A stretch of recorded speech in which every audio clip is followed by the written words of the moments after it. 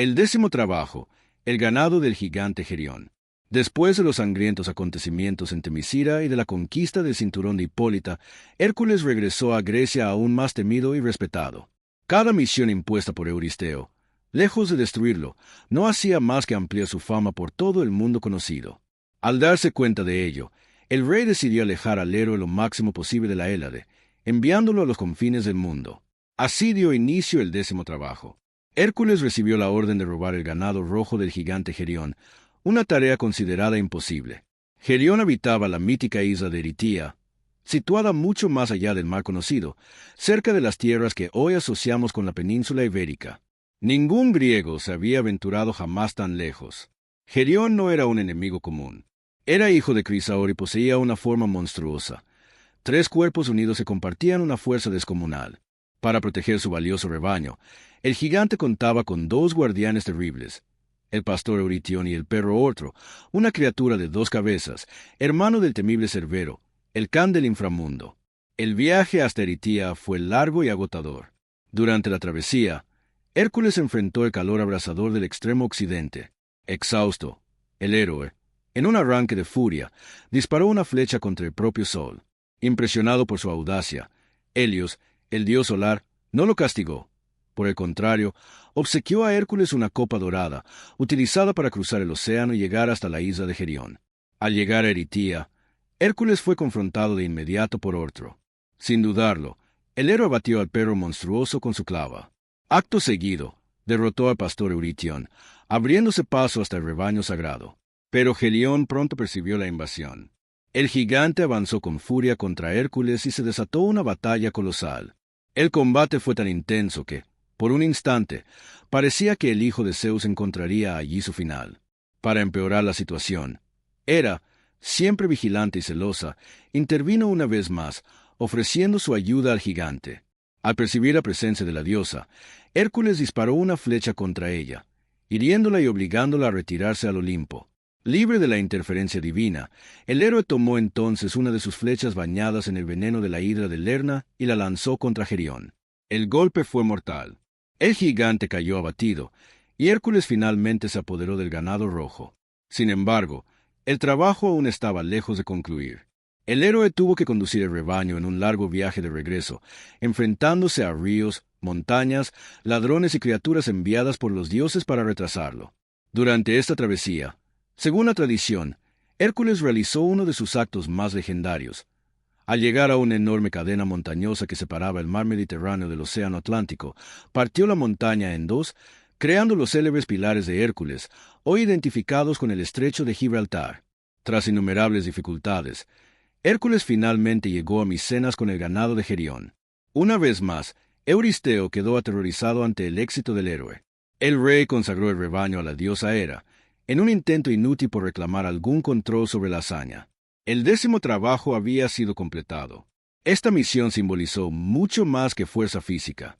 Hércules había cruzado los límites del mundo conocido, enfrentado monstruos, dioses y a la propia naturaleza. Ya no era solo un héroe griego. Se había convertido en un héroe universal, cuya leyenda trascendía fronteras, mares y generaciones. Y aún así, Euristeo no se daba por vencido. Quedaban 2 últimos trabajos, y ambos exigirían algo que ni siquiera la fuerza de Hércules había enfrentado antes: el peso del cielo y el terror de la muerte. El 11º trabajo, las manzanas de oro del jardín de las Hespérides. Después de regresar de su larga travesía trayendo el ganado de Gerión, Hércules ya no era visto únicamente como un héroe de fuerza incomparable, sino como alguien capaz de cruzar los límites del mundo conocido y volver victorioso. Sin embargo, el rey Euristeo aún conservaba el derecho de imponerle un último gran desafío, y decidió que esta vez no bastarían los músculos, sino que serían necesarias astucia, resistencia y sacrificio. Así dio inicio el 11º trabajo. Hércules recibió la misión de obtener las manzanas de oro del jardín de las Hespérides, un lugar legendario y casi imposible de localizar. Estas manzanas pertenecían a la diosa Hera y simbolizaban la inmortalidad y la perfección divina. El jardín había sido un regalo de Gea a Hera con motivo de su matrimonio con Zeus. El lugar estaba custodiado por 3 ninfas, las Hespérides, y vigilado por Ladón, un dragón colosal de cuerpo serpenteante y múltiples espirales, cuya vigilancia jamás cesaba. Ningún mortal había logrado acercarse a los árboles sagrados sin perder la vida. El primer desafío de Hércules fue encontrar el jardín. Durante su búsqueda, el héroe atravesó tierras desconocidas y enfrentó peligros innumerables. Fue en esta travesía cuando Hércules vivió uno de los episodios más simbólicos de toda su saga, el encuentro con el titán Prometeo. Prometeo estaba encadenado a una roca, condenado por Zeus a un castigo eterno por haber robado el fuego sagrado y entregárselo a la humanidad. Cada día, un águila devoraba su hígado, que se regeneraba durante la noche, prolongando su sufrimiento sin fin. Conmovido por aquel tormento, Hércules abatió al águila con una flecha certera y rompió las cadenas de Titán, liberándolo de su suplicio. Agradecido, Prometeo reveló al héroe un secreto fundamental. Enfrentarse directamente al Adón sería un error mortal. La única forma de obtener las manzanas sin morir era pedir ayuda a Atlas, el titán que sostenía el cielo. Siguiendo ese consejo, Hércules encontró a Atlas, condenado por Zeus a cargar la bóveda celeste sobre sus hombros por toda la eternidad como castigo por haber luchado contra los dioses durante la titanomaquia. Atlas era el padre de las Hespérides y tenía libre acceso al jardín. Hércules le propuso un trato. Él sostendría el cielo de manera temporal mientras Atlas obtenía las manzanas de oro. El titán aceptó, y Hércules, haciendo uso de toda su fuerza divina, asumió el peso aplastante del firmamento. Tras un tiempo, Atlas regresó con las manzanas doradas en sus manos. Sin embargo, al sentirse libre de aquella carga eterna, Atlas decidió no retomar su castigo. Informó a Hércules que él mismo llevaría las manzanas a Euristeo, dejando al héroe atrapado bajo el peso del cielo para siempre. Fue entonces cuando Hércules demostró poseer algo aún más poderoso que sus músculos, su inteligencia. Fingiendo aceptar la propuesta, pidió únicamente que Atlas sostuviera el cielo por un instante, con el pretexto de acomodar sobre sus hombros la piel del león de Nemea para aliviar la presión. Atlas, que conocía bien el sufrimiento de aquella carga, accedió. En el momento exacto en que el titán volvió a sostener el firmamento, Hércules tomó las manzanas de oro y se marchó sin mirar atrás. El 11º trabajo había sido completado. Al regresar a Micenas, Hércules presentó las manzanas a Euristeo. El rey, incapaz de soportar la presencia de un objeto sagrado perteneciente a Hera, se las devolvió al héroe, quien a su vez las entregó a la diosa Atenea para que fueran restituidas al jardín. Este trabajo simbolizó una transformación profunda en la travesía de Hércules. No derrotó a un monstruo con violencia, ni conquistó un reino mediante la guerra. Venció al propio peso del cosmos utilizando sabiduría, paciencia y estrategia. Hércules ya no era solo un guerrero. Se había convertido en un héroe completo, capaz de superar incluso a los dioses en astucia. Pero aún quedaba un último desafío, el más terrible de todos. Un desafío que exigiría que Hércules descendiera al reino de los muertos y regresara con vida.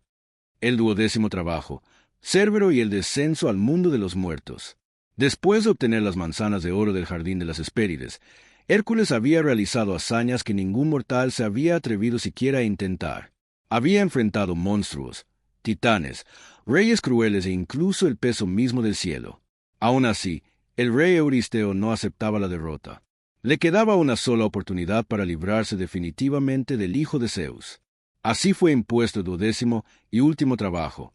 Hércules debía descender al mundo de los muertos y regresar trayendo consigo a Cérbero, el monstruoso perro de 3 cabezas que custodiaba las puertas del reino de Hades. Ningún mortal había realizado jamás ese viaje y vuelto con vida. Antes de partir, Hércules fue iniciado en los misterios de Eleusis, rituales sagrados que simbolizaban la muerte, el renacimiento y la purificación espiritual.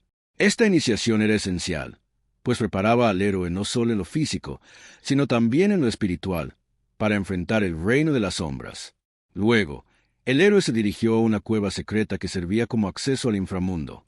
Apenas cruzó el umbral que separaba a ambos mundos, Hércules fue recibido por Hermes, el dios mensajero, encargado de guiar las almas de los muertos. Conducido por su hermano divino, el hijo de Zeus avanzó por las profundidades del Hades. El inframundo era un lugar de silencio, lamentos y sufrimiento eterno. Durante su travesía, Hércules encontró innumerables almas condenadas, entre ellas a Teseo, su viejo amigo, encadenado a una roca. Teseo había sido castigado por Hades por intentar secuestrar a Perséfone, la reina del inframundo. Movido por la lealtad, Hércules rompió las cadenas que lo aprisionaban y lo liberó para que pudiera regresar al mundo de los vivos. Siguiendo su camino, Hércules finalmente se presentó ante el propio Hades, señor del reino de los muertos. Con respeto y determinación, el héroe explicó su misión y pidió permiso para llevar a Cérbero a la superficie, prometiendo devolverlo una vez cumplida su tarea. Hades, impresionado por el valor del semidios, aceptó, pero impuso una condición. Hércules debía dominar a Cérbero usando únicamente sus propias manos, sin armas ni artificios. El encuentro con el monstruo fue aterrador. Cérbero tenía 3 cabezas feroces, colmillos afilados como cuchillas y una cola de serpiente venenosa. El perro infernal se lanzó con furia, intentando despedazar al héroe. Hércules, sin retroceder, enfrentó a la criatura cuerpo a cuerpo, soportando mordidas, arañazos y el veneno de la serpiente. La lucha fue larga y brutal. Gracias a su fuerza sobrehumana y a su resistencia inquebrantable, Hércules logró someter al monstruo, dominando sus cabezas y obligándolo a obedecer. Victorioso, el héroe condujo a Cérbero fuera del inframundo, llevándolo a la luz del sol por primera vez. Al sentir la luz del mundo de los vivos, Cérbero sufrió violentas náuseas y vomitó un líquido negro y venenoso. Según la leyenda, en el lugar donde cayó ese veneno comenzaron a crecer plantas tóxicas, asociadas más tarde con sustancias mortales. Hércules llevó entonces al monstruo hasta Micenas. Al ver a Cérbero, Euristeo fue presa de un pánico absoluto. Gritando de terror, el rey salió corriendo y se escondió dentro de su habitual tinaja de bronce, suplicando que el héroe devolviera de inmediato a la criatura al inframundo. Hércules cumplió su promesa. Regresó al reino de Hades y devolvió a Cérbero a su puesto como guardián eterno. Con ello, el 12º trabajo quedó concluido y Euristeo, finalmente derrotado, no tuvo otra opción que liberar a Hércules de su servidumbre. Así se cerró el ciclo de los 12 trabajos. Hércules había enfrentado a la muerte y regresado victorioso, demostrando que ningún límite, ni siquiera el de la vida, podía detenerlo. Su camino no fue solo una sucesión de batallas, sino una travesía de expiación, redención y transformación. El héroe que comenzó como un siervo humillado se convirtió en un símbolo eterno de la fuerza humana unida a la valentía divina. Y aunque los trabajos habían terminado, la leyenda de Hércules estaba lejos de llegar a su fin. Otras pruebas aún lo aguardaban, hasta que, finalmente, el hijo de Zeus alcanzaría aquello que muy pocos lograron, la inmortalidad junto a los dioses del Olimpo.